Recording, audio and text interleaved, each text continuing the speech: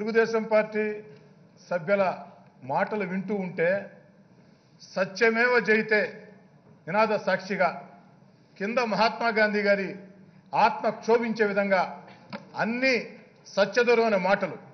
ఇదే చంద్రబాబు నాయుడు గారి అధ్యక్ష ప్రత్యేక హోదా సంజీవని కాదు, ప్రత్యేక హోదా ఇచ్చిన రాష్ట్రాలు అభివృద్ధి చెందలేదు అని మాట్లాడిన మాట వాస్తవా కాదా?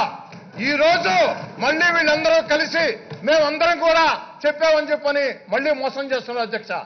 అంతేకాదు అధ్యక్ష, ఇందాకటి నుంచి గోరంట్ల బుచ్చయ్య చౌదరి గారి దగ్గర నుంచి వాళ్ళు మాట్లాడే ప్రతి మాట కూడా సత్య దూరమే.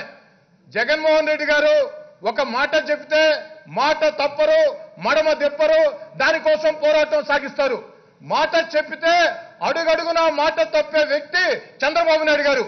వీళ్ళు విలువలు విశ్వసనీయత మాట్లాడుతూ ఉంటే చాలా అవమానకరంగా ఉంది అధ్యక్ష. అధ్యక్ష ఒక్క నిమిషం అధ్యక్ష. అధ్యక్ష ఒక్క నిమిషం. ఇదే కూర్చోవచ్చనా అధ్యక్ష? ఇది కరెక్ట్ కాదు అధ్యక్ష, ఇది కరెక్ట్ కాదు అధ్యక్ష, కరెక్ట్ కాదు అధ్యక్ష.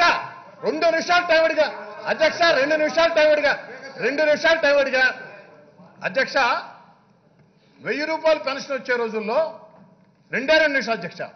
1000 రూపాయలు పెన్షన్ వచ్చే రోజుల్లో నేను అధికారంలోకి వస్తే 2000 పెన్షన్ చేస్తానని చెప్పని జగన్మోహన్ రెడ్డి గారు చెప్తే తెలుగుదేశం పార్టీ నాయకులు గౌరవ మాజీ ముఖ్యమంత్రి నారా చంద్రబాబు నాయుడు గారు ఇది అబద్ధం, ఓట్ల కోసం చెప్తున్నారు, సాధ్యం కాదని చెప్పి జగన్మోహన్ రెడ్డి గారి పాదయాత్ర ముగిసిన వెంటనే మా నెల్లూరులోనే 2000 పెన్షన్ అనౌన్స్ చేశారు అధ్యక్ష.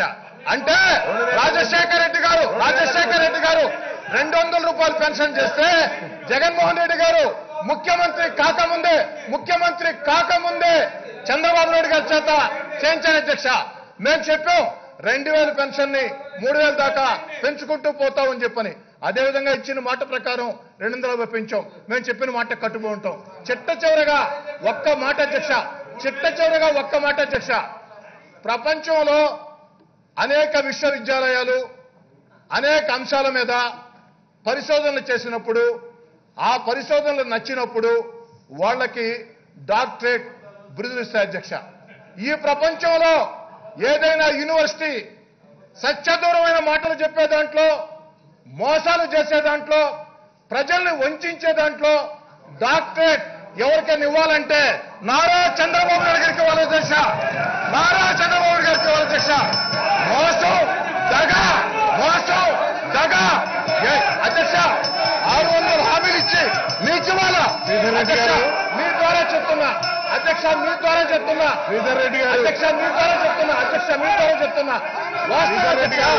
వాస్తవం అధ్యక్ష. వెన్నుపోట్లు దగా మోసం డాక్టరేట్ ఎవరికైనా ఇవ్వాలంటే చెప్పండి. అయిపోయిందా క్లారిఫికేషన్ అధ్యక్ష?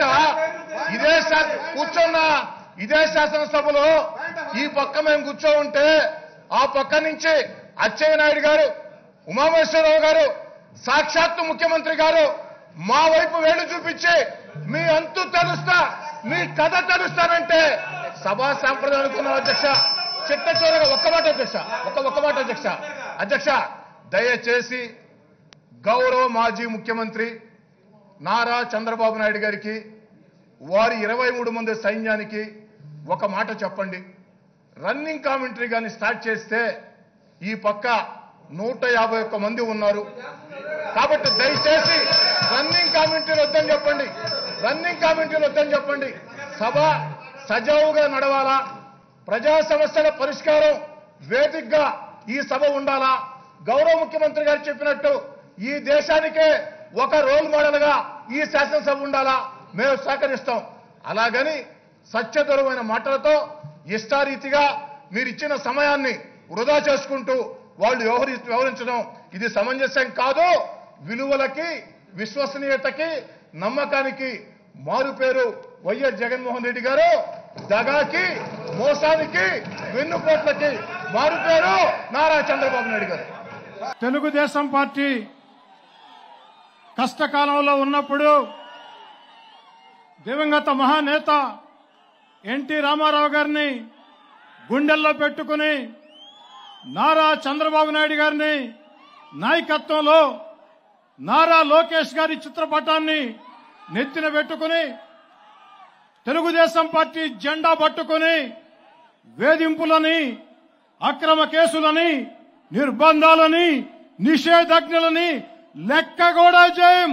నారా లోకేష్ గారికి ఘన స్వాగతం పలుకుతామని నగర, రూరల్ నియోజకవర్గాల నుంచి ఇక్కడికి వచ్చేసినటువంటి ప్రతి తెలుగుదేశం పార్టీ కార్యకర్తకి, అభిమానికి, నగర, రూరల్ నియోజకవర్గ ప్రజలకి, మీ అందరి పాదాలకి శిరస్సు వంచి సవినంగా నమస్కరిస్తూ ఉన్నాను. నరాలు కుళ్ళి, వయస్సు మళ్ళీ, ఎముకలు విరిగిన యువకుల్లారా చావండి, నెత్తురు మండే శక్తులు నిండే యువకుల్లారా కదలండి.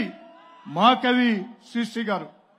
ఇనుప నరాలు, ఉక్కు కండరాలు, వజ్ర కఠోరమైన మనసు గల యువత 1000 మంది నాతో ఉంటే ఈ దేశాన్నే మారుస్తా స్వామి వివేకానంద గారు.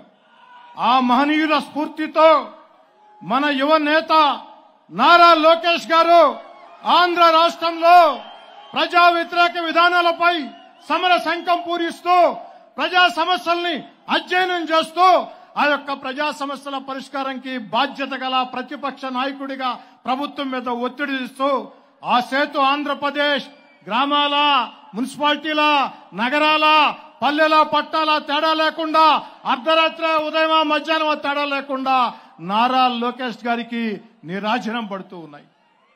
మనమందరం కూడా నారా లోకేష్ గారికి అండగా నిలవాలని నా మాటలు ముగించే ముందు ఒక్క మాట చెప్పి ముగిస్తాను. నేను వైఎస్ఆర్ కాంగ్రెస్ పార్టీకి ఎందుకు దూరంగా జరిగానో మీ అందరికి కూడా తెలుసు, మళ్లీ చెప్పాల్సిన అవసరం లేదు. నేను వైఎస్ఆర్ కాంగ్రెస్ పార్టీకి దూరంగా జరిగి అత్యంత కష్టాల్లో నేనున్నప్పుడు ఆ కష్టాల్లో నాకు తెలుగుదేశం పార్టీ జాతీయ అధ్యక్షులు చంద్రబాబు నాయుడు గారు, యువ నాయకుడు నారా లోకేష్ గారు అన్ని రకాల కూడా ప్రోత్సాహం అందించారు. వారికి అన్ని రకాల కూడా విశ్వాసంగా, విధేయంగా నెల్లూరు రూరల్ నియోజకవర్గంలో తెలుగుదేశం పార్టీ గౌరవం పెరిగే విధంగా నిరంతరం ప్రజల్లో ఉండి పనిచేస్తానని చెప్పని కూడా తెలియజేసుకుంటూ మీ అందరి వద్ద సాదరంగా, సవినయంగా సెలవు తీసుకుంటూ ఉన్నా.